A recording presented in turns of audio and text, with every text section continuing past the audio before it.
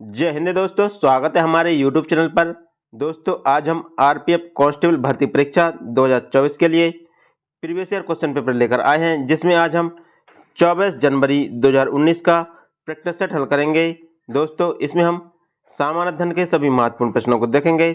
दोस्तों RPF constable भर्ती परीक्षा में कुल 120 प्रश्न पूछे जाते हैं, जिसमें 50 प्रश्न सामान्य ज्ञान के, 35 प्रश्न रीजनिंग के और 35 प्रश्न मैथ के पूछे जाते हैं। फ्रेंड्स, अब तक हमने 8 प्रैक्टिस सेट हल किए हैं। यदि आपने नहीं देखा है तो डिस्क्रिप्शन में जाकर आप वीडियो को देख सकते हैं। चलिए तो हम स्टार्ट करते हैं। हमारा पहला क्वेश्चन है अर्थशास्त्र के क्षेत्र में रिस्क को कम करने के लिए उपयोग की जाने वाली किसी भी वस्तु को किस रूप में जाना जाता है। तो दोस्तों इसमें पूछा गया है कि अर्थशास्त्र के क्षेत्र में रिस्क को कम करने के लिए उपयोग की जाने वाली किसी वस्तु को किस रूप में जाना जाता है। तो वह जानी जाती है इंश्योरेंस के रूप में। तो इसका राइट आंसर ऑप्शन डी होगा, इंश्योरेंस।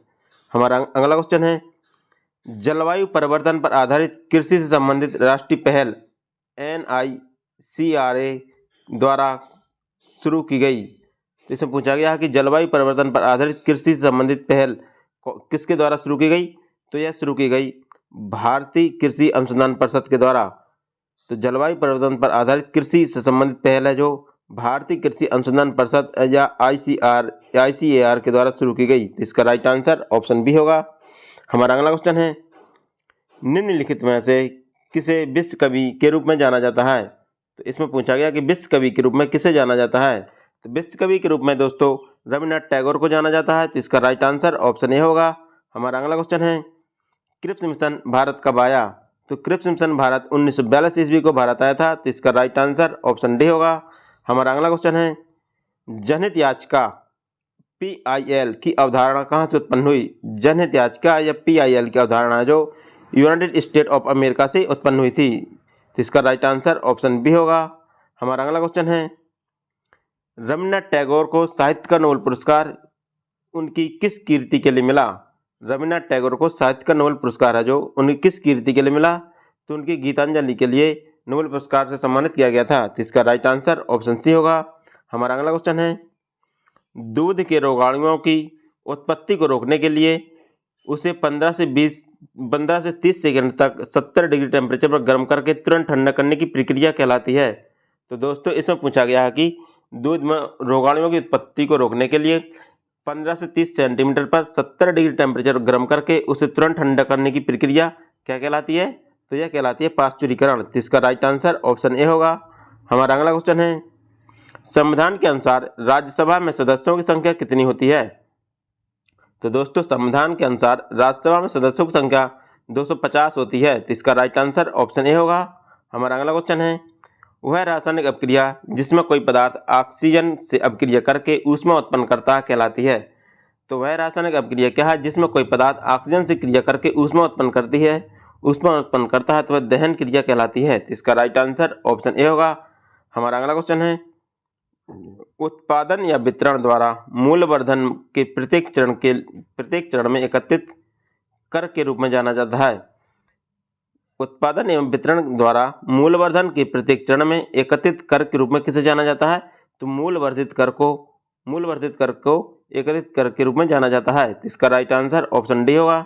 हमारा अगला क्वेश्चन है 1947 में न्यायिक सक्रियता शब्द किसने गढ़ा।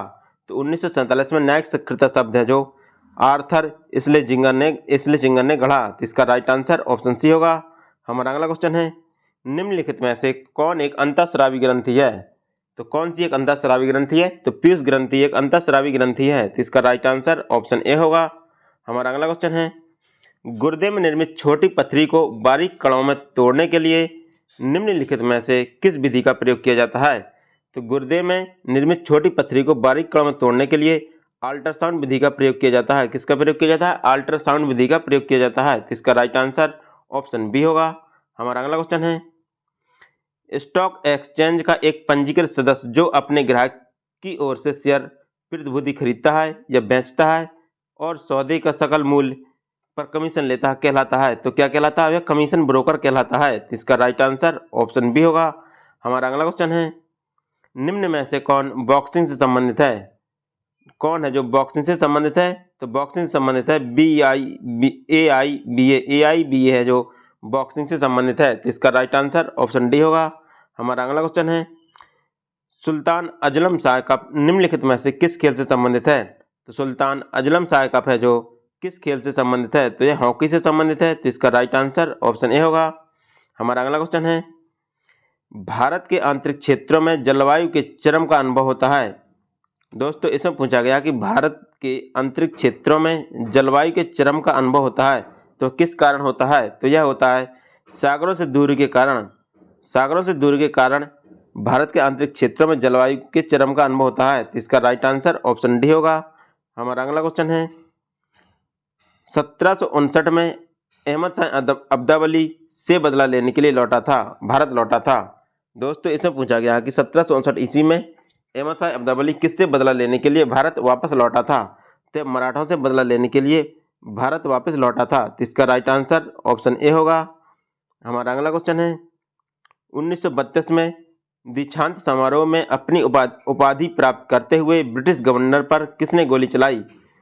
1932 ईस्वी में किसने ब्रिटिश गवर्नर पर गोली चलाई थी? तो बीना दास ने ब्रिटिश गवर्नर पर गोली चलाई थी। तो इसका राइट आंसर ऑप्शन ए होगा।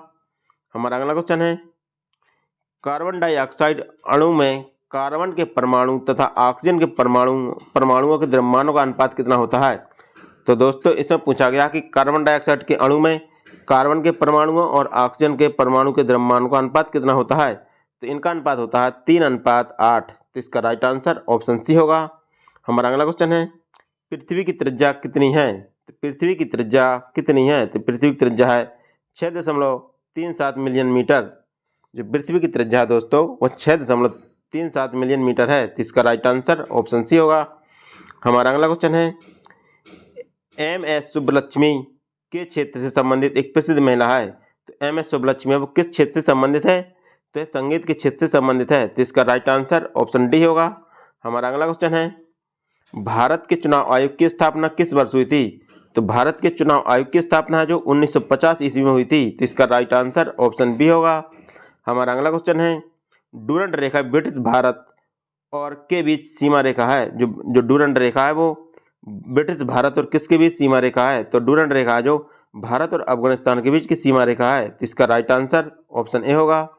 हमारा अगला क्वेश्चन है, पृथ्वी को नीला ग्रह क्यों कहा जाता है? पृथ्वी को नीला ग्रह जो पानी की उपस्थिति के कारण कहा जाता है। तो इसका राइट आंसर ऑप्शन बी होगा। हमारा अगला क्वेश्चन है, फीफा विश्व कप 2014 में गोल्डन बॉल पुरस्कार किसने जीता? फीफा विश्व कप 2014 में है जो गोल्डन बॉल पुरस्कार है जो लियोनेल मेसी ने जीता था या लियोनेल मेसी को दिया गया था। तो इसका राइट आंसर ऑप्शन डी होगा। हमारा अगला क्वेश्चन है, स्वतंत्रता पूर्व भारत में नामजद सशक्त जमींदारों के लिए किस शब्द का उपयोग किया जाता था?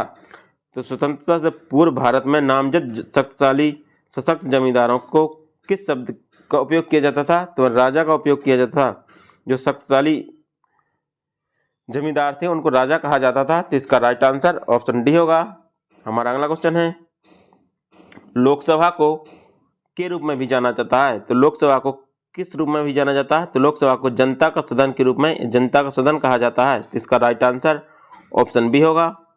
हमारा अगला क्वेश्चन है, इंडोनेशिया की मुद्रा है। इंडोनेशिया की मुद्रा क्या है? तो इंडोनेशिया की मुद्रा इंडोनेशियन रुपया है। तो इसका राइट आंसर ऑप्शन डी होगा। हमारा अगला क्वेश्चन है, मानव आंख में प्रवेश करने वाले प्रकाश को नियंत्रित करता है।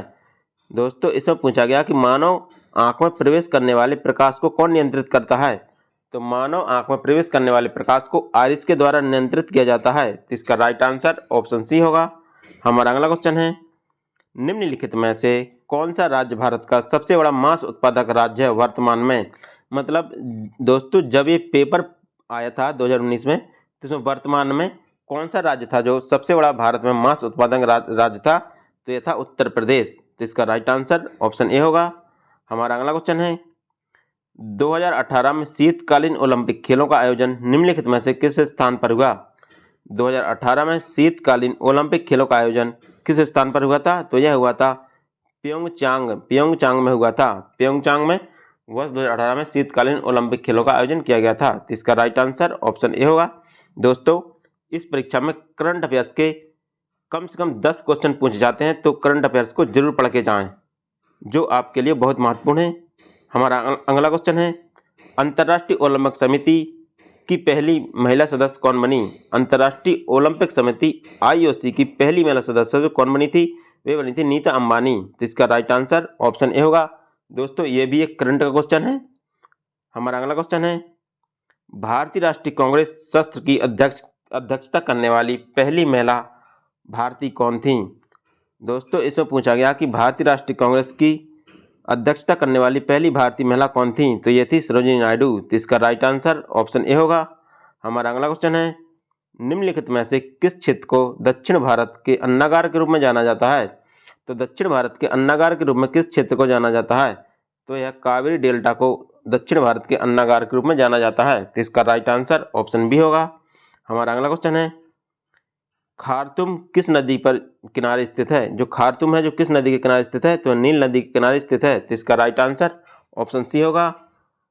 हमारा अगला क्वेश्चन है, भारत में उत्पादित रेशम का अधिकांश प्रकार है। दोस्तों इसमें पूछा गया कि भारत में उत्पादित रेशा किस प्रकार का है? तो यह मलबरी प्रकार का रेशा है, मलबरी प्रकार का एक रेशा है। तो इसका राइट आंसर ऑप्शन डी होगा। हमारा अगला क्वेश्चन है, चंडीगढ़ शहर का वास्तुकार निम्नलिखित में से कौन था? तो चंडीगढ़ शहर का वास्तुकार है जो निम्नलिखित में से कौन था? तो ये थे ली कार्बुजिए। ली कार्बुजिए थे जो चंडीगढ़ शहर के वास्तुकार थे। तो इसका राइट आंसर ऑप्शन डी होगा। हमारा अगला क्वेश्चन है, राज्यसभा का सदस्य बनने के लिए निम्नलिखित में से आयु कितनी निर्धारित है? मतलब राज्यसभा का सदस्य बनने के लिए आयु कितनी निर्धारित की गई है? तो राज्यसभा का सदस्य बनने के लिए आयु है जो 30 वर्ष होनी चाहिए। तो इसका राइट आंसर ऑप्शन सी होगा। हमारा अगला क्वेश्चन है, उपभोक्ता संरक्षण अधिनियम वर्ष में लागू हुआ था? उपभोक्ता संरक्षण अधिनियम किस वर्ष लागू हुआ था? तो यह हुआ था 1986 ईस्वी में। तो इसका राइट आंसर ऑप्शन ए होगा। हमारा अगला क्वेश्चन है, अंगोरा, अल्पाइन और न्यूबियन प्रकार के उदाहरण हैं? मतलब अंगोरा, अल्पाइन और न्यूबियन किस प्रकार के उदाहरण हैं? तो बकरी की नस्ल के उदाहरण हैं। तो इसका राइट आंसर ऑप्शन डी होगा। हमारा अगला क्वेश्चन है, पदार्थ का मूल रूप जिसे रासायनिक अपक्रियाओं द्वारा सरल पदार्थों में नहीं तोड़ा जा सकता कहलाता है? दोस्तों इसमें पूछा गया कि पदार्थ का मूल रूप जिसे रासायनिक अपक्रिया के द्वारा सरल पदार्थों में नहीं तोड़ा जा सकता, तो तत्व कहलाता। क्या कहलाता? तत्व कहलाता। तत्व को तोड़ा नहीं जा सकता। तो इसका राइट आंसर ऑप्शन ए होगा। हमारा अगला क्वेश्चन है, भारत में जनहित याचिका की अवधारणा के प्रणेता कौन थे? दोस्तों इससे पूछा गया कि भारत में जनहित याचिका की अवधारणा के प्रणेता कौन थे? तो भारत में जनहित याचिका की अवधारणा के प्रणेता जस्टिस BR कृष्ण अय्यर और PN भगवती थे। इनके द्वारा भारत में जनहित याचिका की अवधारणा लाई गई थी। तो इसका राइट आंसर ऑप्शन डी होगा।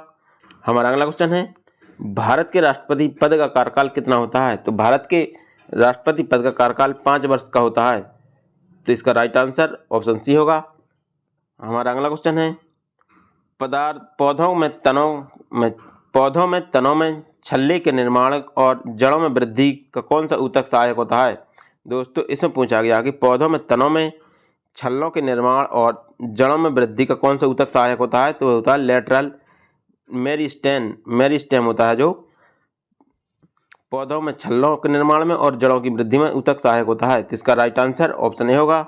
हमारा अगला क्वेश्चन है, कोलंबिया पठार किस महाद्वीप में स्थित है? जो कोलंबिया का पठार है जो किस महाद्वीप में स्थित है? तो यह है उत्तरी अमेरिका में। जो कोलंबिया का पठार है जो उत्तरी अमेरिका में स्थित है। तो इसका राइट आंसर ऑप्शन सी होगा। हमारा अगला क्वेश्चन है, एकल ईंधन स्रोत से बिजली और तापीय ऊर्जा एक साथ उत्पादन कहलाता है? एकल ईंधन स्रोत से बिजली और तापीय ऊर्जा का एक साथ उत्पादन क्या कहलाता है? तो यह कहलाता कोजेनरेशन कहलाता है। तो इसका राइट आंसर ऑप्शन ए होगा। हमारा अगला क्वेश्चन है, भारत में पहला नगर निगम में स्थापित हुआ था? तो भारत में पहला नगर निगम कहाँ पर स्थापित हुआ था? तो यह हुआ था मद्रास में। तो इसका राइट आंसर ऑप्शन डी होगा।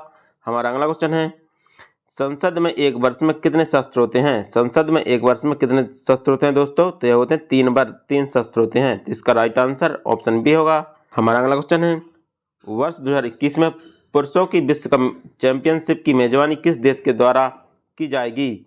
जो 2021 में विश्व कप मुक्केबाजी चैंपियन है जो किस देश के द्वारा की जाएगी? तो यह की जाएगी भारत के द्वारा। तो इसका राइट आंसर ऑप्शन सी होगा।